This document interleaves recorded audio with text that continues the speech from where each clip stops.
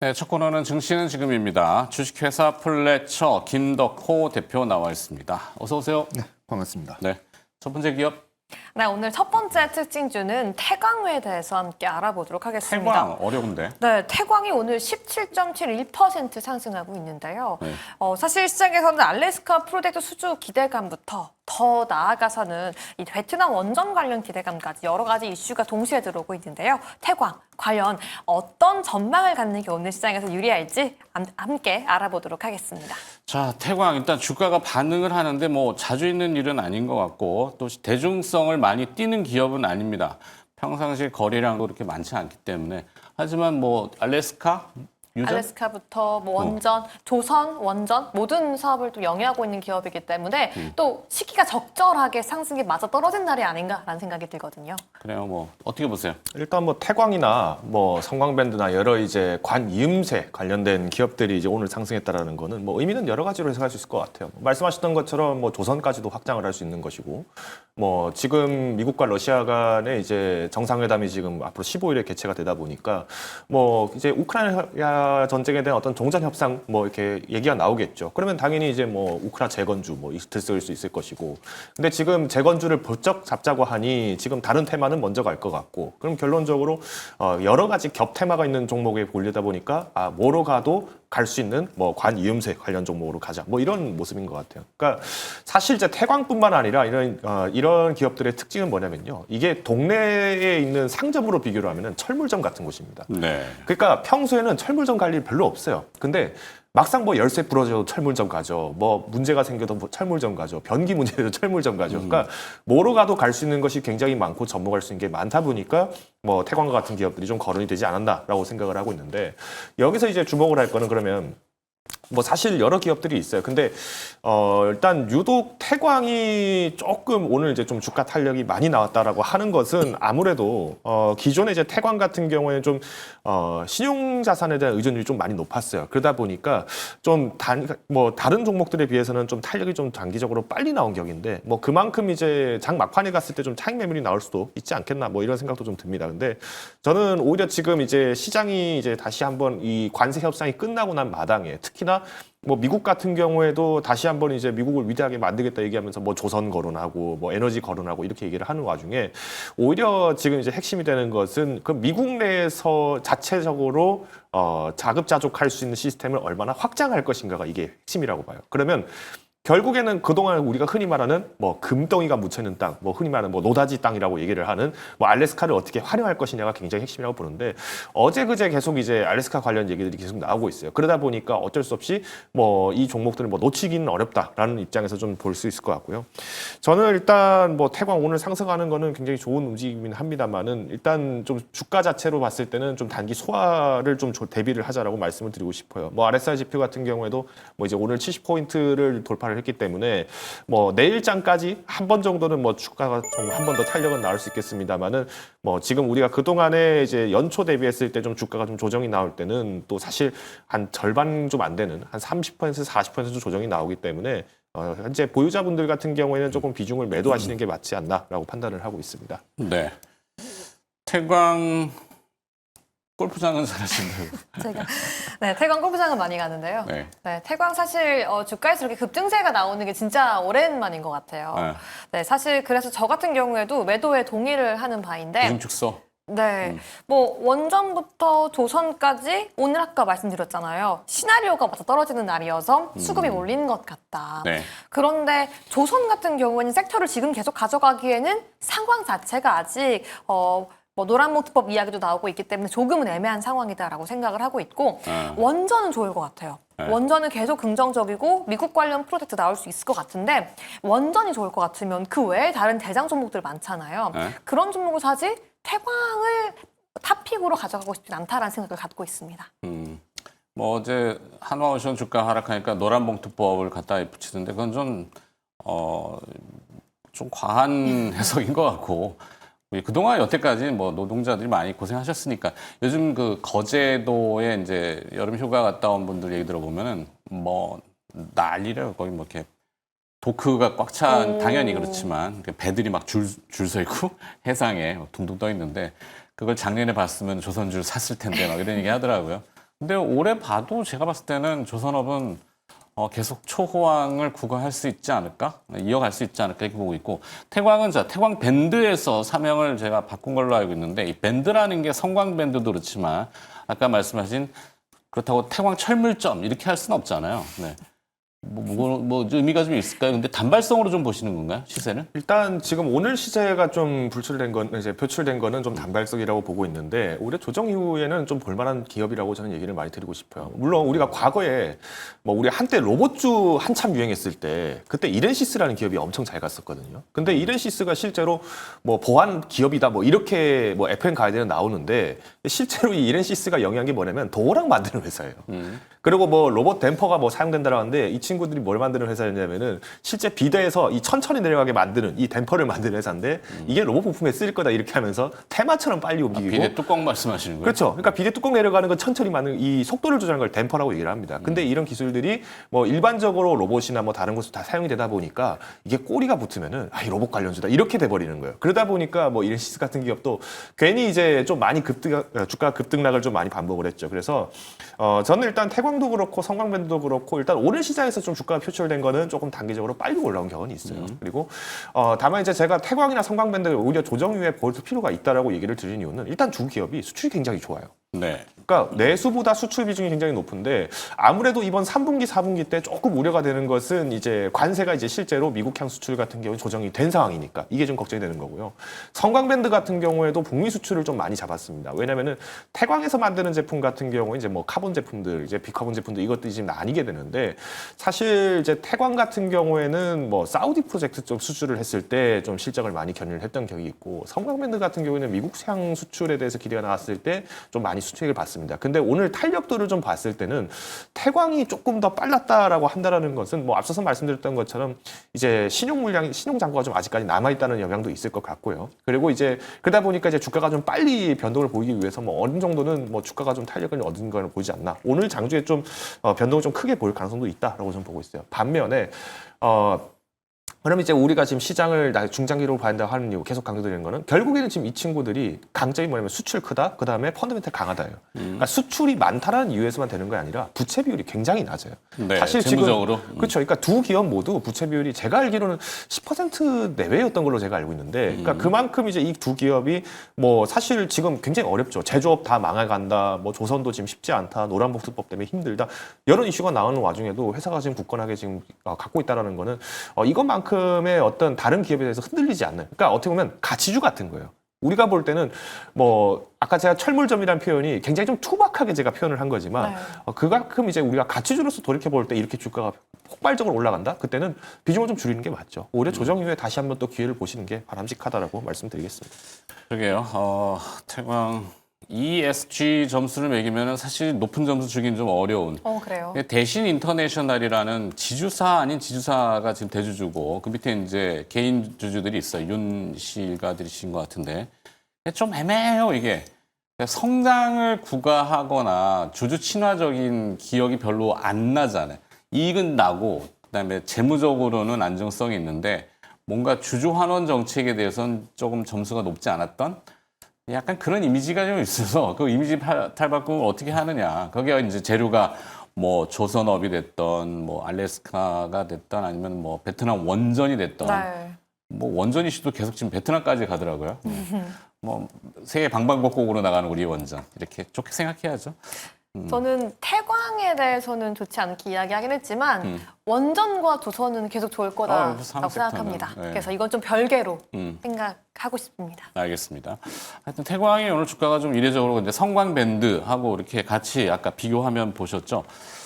성광밴드는 조금 많이 이렇게 대중성을 띠는 기업이긴 한데 좀 비교해서 같이 보시면 되겠고 하여튼 우리 김덕호 대표의 의견은 비중 축소, 매도 이렇게 해주셨고 김정 아나운서는 동의. 하지만 그 섹터는 좋게 본다. 그 산업은 좋게 본다. 네. 거기까지. 네, 두 번째 기업 갑시다. 네, 두 번째 기업은요. 오랜만에 게임주에서 특징주와 함께 정해봤습니다. NC소프트인데요. 2분기에 깜짝 실적을 발표를 했고요. NC소프트만이 아니라 그 외의 기업들까지 긍정적인 실적을 발표했습니다. 과연 게임주에 대해서 시장의 눈높이, 시선이 바뀔 수 있는 변곡점이 되는 날일지 오늘 알아보도록 하시죠. 자, NC소프트 깜짝 실적이라는데 성장성이라고 표현을 하던데 그건 아닌 것 같고 약간 회복 정도가 아닌가? 그렇죠. 일단 예, 앵커님께서 그렇죠. 이제 굉장히 좀 예리하게 지적을 하신 것 같은데 뭐 영업이익률이 뭐 170%, 뭐 영업이익이 170% 뭐 성장했다, 뭐 네. 이런 거는 뭐 당연히 긍정적이죠. 근데 그 말인즉슨 작년에 죽 썼다는 얘기잖아요. 네. 작년에 실적이 많이 죽 썼다는 얘기고. 기저 효과. 그렇죠. 그러니까 결국은 우리가 이제 전년도와 대비했을 때, 그러니까 우리가 항상 연간 이제 전년 대비, 직전 분기 대비, 반기 대비 뭐 이런 표현을 쓰는 이유가 뭐냐면은 항상 어떤 이런 수치 자체에 대해서 나타나는 오류를 우리가 범하지 않기 위해서 나오는 모습입니다. 근데 지금 NC소프트가 그래도 이제 직전 연도보다 대비했을 때 영업이익이 올라왔다. 사실 매출 같은 경우는 그렇게 크게 성장했다고 보이지는 않거든요. 그러니까 이 말인즉슨 지금 NC소프트가 그동안 갖고 있던 IP 부분에 대해서 어떤 연결 매출 좀 잘 만들었다. 그러니까 그만큼 이제 마진이 높은, 우리가 이제 흔히 결제만 계속 유도를 해서 뭔가 이제 유저들한테 뭐 빨대 꽂아서 사는 게 뭐 게임 산업이다 뭐 이렇게 이해하시는 분들도 굉장히 많이 계세요. 근데 NC소프트가 그동안 이제 갖고 있던 뭐 리니지라든가 뭐 이번에 뭐 나오게 되는 뭐 아이온 같은 경우도 그렇고 이 IP 활용을 조금 더 적극적으로 하려고 한다라는 거는 긍정적으로 볼 수 있을 것 같아요. 물론 이 IP를 활용한다라고 하면은 우리 이제 게임 해보셨던 분들 알 거예요. 뭐 많은 이제 온라인 게임 해보셨던 분들 중에서 주로 그럼 이 IP를 가지고 뭘 합니까라고 하면은 먹는 걸로 주로 많이 해요. 그러니까 프랜차이즈 기업들하고 콜라보를 한다던가 아니면 뭐 굿즈, 우리가 뭐 흔히 말하는 뭐 피규어라던가 이런 걸 만드는 경우가 많은데 사실 NC소프트 같은 경우에는 IP를 활용하기가 굉장히 좀 애매해요. 왜냐하면 리니지 유명해. 리니지 유명한 거 알죠? 거기서 어떤 캐릭터가 딱 떠오르세요? 대한민국에서 리니지 하는 사람도 어느 누구도 그 얘기를 못해요. 네. 뭐 하다못해 우리 코로나 때 한참 흥행을 했던 뭐 NC소프트 하던 사람들, 메이플 스토리 하던 사람들 다 3N에 실망해가지고 뭐 로스트 아크로 떠나갔다, 짐 떠나갔다 했는데 그때는 다 재밌게 했었잖아요. 그러니까 마찬가지로 회사가 지금 갖고 있는 브랜드에 데뷔를 했을 때 지금 신작이나 혹은 기존에 갖고 있던 전작들에 대한 IP 활용이 굉장히 낮은 기업이 사실은 이 NC소프트예요. 오히려 IP를 적극적으로 활용했던 기업은 네오위즈입니다. 그러니까 네오위즈가 2년 전만 하더라도 피해 거짓 나올 때 그때 보도가 악의성 보도가 엄청 나왔어요. 이거 절대 못 간다. 700만 부 절대 안 팔릴 거다. 이런 얘기를 했어요. 왜냐면은 손익분기점이 그때 당시 700만 부로 이제 예상이 됐었는데 이때 이제 NC소프트도 사실 주가가 굉장히 안 좋았죠. 넥슨도 사실 타격을 많이 입었어요. 그러니까 흔히 말하는 3N의 타격이 있다 보니까 증권가 입장에서도 야 저렇게 대장들이 흔들리는 마당에 지금 인디게임 개발해가지고 저거 언제 해먹고 다닐 거고 모바일 PC가 아니라 콘솔 게임 투자해가지고 언제 해외 시장 잡겠느냐 이렇게 얘기를 했는데 지금 결과 어떻게 됐죠?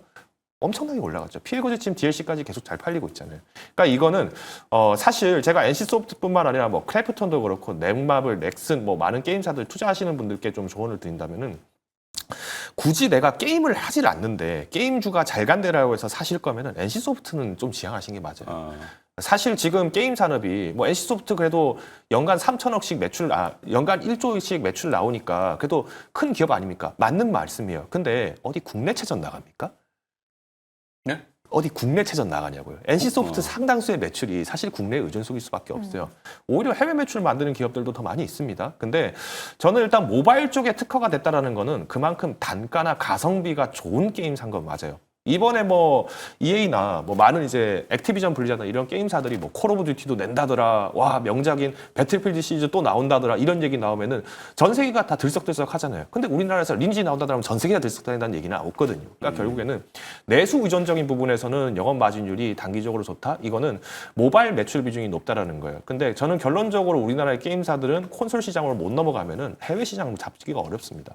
여전히 네. 해외에서는 콘솔 시장 게임이 훨씬 더 크기 때문에 이 부분을 놓쳐서는 안 돼요. 그래서 NC소프트가 일단 실적이 잘 나온 것은 다행이지만 이 실적이 물론 3분기 같은 경우도 잘 나올 가능성은 크다고 봐요. 왜냐하면 3분기 전년도 같은 경우에 제가 알기로 적자였던가 그렇게 제가 기억을 하고 있거든요. 그래서 뭐 흑자 전환에 성공했습니다 이렇게 타이틀이 나올 수는 있지만은 지금 매출 수준을 유지한 상태에서 겨우 흑자 전환한 걸로는 안심하기엔 좀 어렵다. 그래서 NC소프트도 지금 이렇게 실적이 좀 호실적이 나왔을 때 주가 탄력을 얻었을 때 때는 비중을 좀 과감하게 축소하실 필요가 있지 않나라고 판단하고 있습니다. 네, 김덕호 대표는 린저 씨인 걸로. 리니지를 좋아하시는 아니, 분이시죠? 이건 아니고.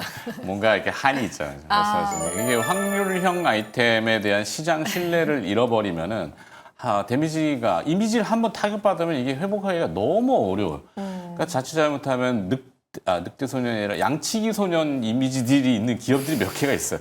그 사이즈에 비해서 뭐 예를 들면 NC소프트도 그렇지만 셀트리온, 뭐 HLB 이런 회사들이 뭘 얘기해도 잘 안 믿어주거든. 그러니까 그거를 참 회복하는 게 어렵다. 그래서 단발성으로 이익이 잠깐 뭔가 회복세를 보였지만 롱런하기에는 부족한 부분이 있다라고 네. 김덕호 대표가 평가하시는 것 같고 어떻게 아니, 생각하세요? 근데 저는 정말 공감을 하고 정말 이렇게 의견하신 얘기를 절실히 들어봤는데 네네. 그래도 게임주가 이렇게 오랜만에 상승했는데 오랜만에 자라나는 새싹을 오르는 첫날 이 섹터를 눌러서 너무 냉정한 거 아니에요? 네, 밟기에는 너무 냉정하다. 그러니까 지금 뭐 사실 뭐 린저 씨라고 표현을 해주셔서 네. 뭐 어떻게 보면 좀 감사한데요. 제가 게임을 좋아하긴 합니다. 근데 네, 그러니까 말씀하시는 내공이 있어요. 게임에 놀랍게도 대한. 제가 리니지는 절대 한 적이 없는데 제가 이런 모습들을 제가 좀 얘기를 드리는 이유가 뭐냐면은 사실 아까 말씀드린 것처럼 그러니까 우리나라의 증시에 투자할 때 사실 많은 분들이 그런 얘기를 하세요. 지금 수급이 좋다 나쁘다를 얘기를 항상 하시거든요. 근데 이 수급이라는 게 사실 왜 많고 많은 나라 중에 하필 대한민국이라는 나라에 이 NC소프트라는 기업을 사느냐 이런 거에 초점을 맞추다 보면은 그럼 다른 나라의 게임사들은 뭐 어떻게 됐는가 이런 걸 보셔야 되거든요. 그러니까 사실 많은 시청자분들이 해외 주식을 어려워하세요. 근데 똑같은 내용입니다. 그래서 국내나 해외나 똑같은데 조금의 관심의 차이기 때문에 저는 오히려 국내에서 굳이 NC소프트를 너무 신봉할 필요는 없다. 오히려 NC소프트기 때문에 뭐 시총이 크기 때문에 가야 된다라는 거는 좀 일종의 뭐 사대주의 같은 영역이지 않을까라고 좀 생각을 하고 있습니다. 그리고 또 이제 뭐 중국 이슈가 등장하면 또 판허, 네. 판매 허가를 이제 우리 표현으로 판호라고 하는데 그것도 이제 식상한 재료가 돼버렸거든요. 사실 중국의 게임 산업의 수준이라는 게 예전에 이런 개념이 아니거든요. 네. 중국 제조업은 하루가 다르게 무섭습니다. 그래서 중국과의 게임 경쟁도 사실 조금 치인다. 많이 치였죠.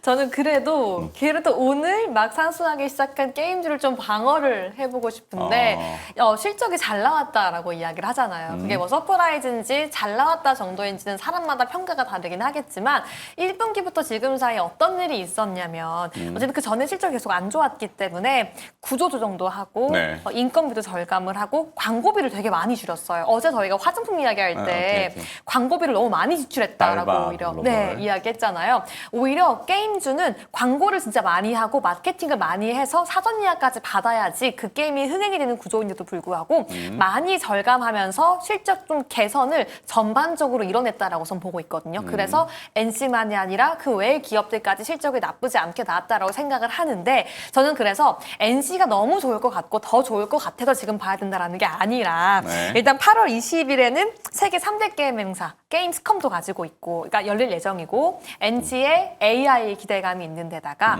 그리고 아이온2 4분기에 나올 신작에 대한 기대감이 있긴 하기 때문에 주가를 너무 안 갈 것 같다라고 하기에는 좀 가긴 갈 것 같다라는 생각을 하고 있습니다. 아이온2를 직접 해봐요. 그리고 네. 해보고 나서 이건 히트칠 것 같아요 라고 하면은 그때 결정합시다. 알겠습니다. 아니 뭐 직접 해보는 거 아니고 하여튼 자 근데 오늘 그러면 대안이 있어야 되잖아요. 사실 NC소프트도 비중 축소, 앞에 태광도 비중 축소. 그러면 비중 확대를 할 만한 자기의 필살기? 네, 오늘 좀 들고 소개를 좀 드리고 싶은 네. 기업이 이제 바로 뷰노입니다. 앞서서 이제 김정 아나운서께서 이제 AI도 기대가 된다라고 얘기를 많이 해주셨는데, 그러니까 사실 이제 AI 산업에서, 그러니까 결국에는 시장의 장악력을 보고 NC소프트에게도 기회를 준 거거든요. 그러니까 게임 산업에서 이만큼의 매출이 나온다는 거는 당연히 우리가 뭐 내부를 모든 걸 다 알 수가 없어요, 공무원들이. 그냥 현실적으로 보면 매출이 많이 나오니까 잡았다고 볼 수 있는데, 지금 뷰노 같은 경우에도 이번에 이제 의료 AI 팀에 지금 이제 합류를 하게 됐죠. 사실 많은 분들이 루닛을 예상을 했어요. 저도 루닛이 가능성이 없지 않다라고 판단을 했는데 오히려 루닛보다는 이제 뷰노를 좀 선택했더라고요. 자, 그럼 이제 뷰노 같은 경우에는 어떤 강점이 있는가? 일단 전년도 대비해서 영업이익 같은 경우 이제 11%가 지금 상승을 했습니다. 그러니까 요거는 이제 뷰노가 일단 이제 여러 가지 서비스를 개최를 하는 와중 속에서 이제 인허가라든가 혹은 이제 뭐 임상 비용 같은 게 이제 좀 많이 감소를 하다 보니까 상대적으로 이제 영업이익률이 좀 빨리 올라왔다라고 보고 있고요. 뭐 증권가에서는 이번 2분기 실적 발표부터 벌써 이제 영업이익 흑자 전환이 될 가능성이 크다라고 지금 베팅을 하고 있는 것 같아요. 왜냐하면 이 딥카스 그러니까 이제 AI 기반 심정지 예측을 하는 이 제품이 있는데 지금 2025년도 기준으로 이제 의료기관 170곳에 지금 들어가 있는 상태고요. 배드로 치면 한 6만 배드 정도 공급을 하고 있어요. 그러니까 상당히 지금 데이터가 지금 질이 좋은 데이터를 지금 갖고 있는 상황이기 때문에 오히려 의료선 부분에서는 조금 더 활기를 펼 수 있는 가능성이 커지고 있다라고 판단하고 있습니다. 특히 이제 3분기 중에는 또 이제 미국 FDA로부터도 이 디카스 이제 허가를 또 기대를 하고 있기 때문에 지금 증권가뿐만 아니라 많은 이제 의료 AI 관련해서 지금 접근하신 분들이 루노를 잡았다가 이거 탈락했네. 근데 웬걸 이거 내가 기술적 매도로 봤을 때 뭐 손절가 왔는데 차라리 뷰노 잡을까 이렇게 옮겨오신 분들도 꽤 계신 것 같아요. 그래서 이번 헬스케어 파트너사에 참여했다는 것만큼을 봤을 때는 뭐 아까 말씀하셨던 이런 어떤 정책적인 모멘텀도 충분히 갖고 있기 때문에 저는 일단 손절가만 기술적 대응만 잘 하신다면 크게 문제는 없을 것 같아요. 그래서 손절 가격은 제가 17,000원을 좀 제시를 드리고자 하고요. 연내 이제 23,000원 돌파가 굉장히 관건이라고 봅니다. 근데 연내 23,000원이 아니라 한 22,000원 정도 도달을 했습니다라고 하더라도 저는 일단 뷰노가 지금 이제 FDA 허가를 받느냐 여기에 대해서 조금 더 중점을 두고 있기 때문에 결과가 나오는 대로 또 한 번 더 이제 재조명을 해야 할 필요가 있다라고 보고 있습니다. 그래서 일단 연중 목표가는 23,000원으로 제시를 드리겠습니다. 네. 어떻게 보세요, 뷰노? 긍정적으로 보고 있습니다. 지금 당장 들어가기에는 더 매력적인 섹터들, 먼저 반응하는 뭐 전선부터 원전 있긴 하지만 그 다음으로 좀 볼 수 있는 예비군이라고 보고 있습니다. 뷰노는 딱 하나의 그거죠. AI, 바이오, 의료 이 모멘텀은 알겠고 재료 계속 나오는 것도 알겠는데 2021년도에 상장했어요. 2025년도잖아요. 4년 기다려줬단 말이에요. 그때도 저는 탐방을 갔었고 들었는데 앞으로 시장 개척하고 말하고 수익성을 빨리 올려야 된다라고 하는데 숫자, 이익이 지금 아직도 안 나는 거 이게 지금 여기에 발목이란 말이죠. 그럼 이게 내년까지 이어지고 또 한 1, 2년 더 가잖아요. 그러면 고갈이 된단 말이에요. 자기 자본이라든지 이거를 이제 걱정하는 거죠. 그러니까 숫자를 빨리 좀 보여줘서 뭔가 증명을 해주세요. 그러면 그 일강의 타당성이 있을 텐데라고 시장 사람들은 얘기를 아마 할 거예요. 그래서 저 같은 경우는 뷰노 나쁘다는 게 아니라 약간 시장 매매 정도. 그렇죠. 항상 이제 모멘텀이 있으면 그만큼 그래서 이제 아까도 제시를 드렸던 게 이제 이 기술적인 손절매 구간을 항상 지켜야 된다고 얘기를 드리는 거예요. 그러니까 먹거리는 좋아요. 근데 이게 3년, 4년 지나면 힘들거든요. 그렇죠. 에코프로도 마찬가지입니다. 우리 3년 전, 2년 전 한번 떠올리면은 지금 아직도 가슴 아프신 분들 많을 거예요. 근데 그건 이제 매매 원칙이 투자자분들마다 너무 다르시기 때문에 뭐 저는 어디까지 기술적인 매매에 대한 손절가를 뭐 조언 정도로 참아주시면 좋을 것 같습니다. 알겠습니다. 숫자, 그러니까 이익이라는 걸 조금 잘 확인해 보시는 게 좋을 것 같다. 자, 증시는 지금 들어봤고요. 주식회사 플래처 김덕호 대표와 함께 빠르게 몇 가지 기업들, 특징적인 기업들을 좀 흘러봤네요. 오늘 고맙습니다.